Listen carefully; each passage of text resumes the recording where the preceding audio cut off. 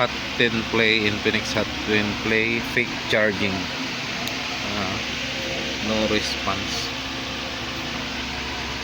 Pero may light siya.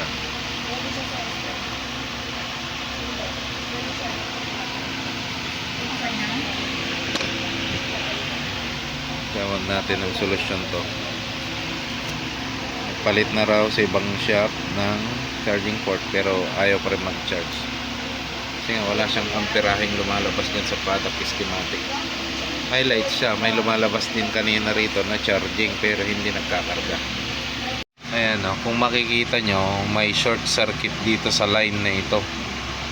Kaya pag sinalpak mo yung charging, walang response. Maaaring putol itong connection na ito papunta dito. Kaya dyan, mag-aabang na tayo ng jumper, i-jump natin dito para mag-charging siya. It's either putol na ito. Ayan yung dati niya. Kakat na natin yan. Sunog na yan at coveran natin.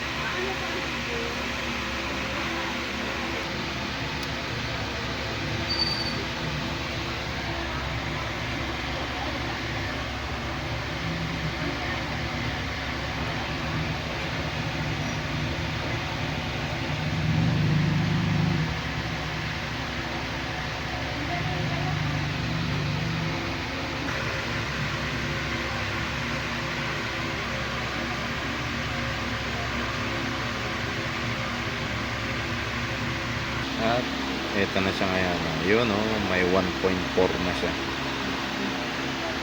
amperes. Then check natin. Yun. Ayan o, may 2% na siya at 1.9 amperes. Goods na to, iayos na lang natin. Done. Infinix Hot 10 Play, fake charging, done.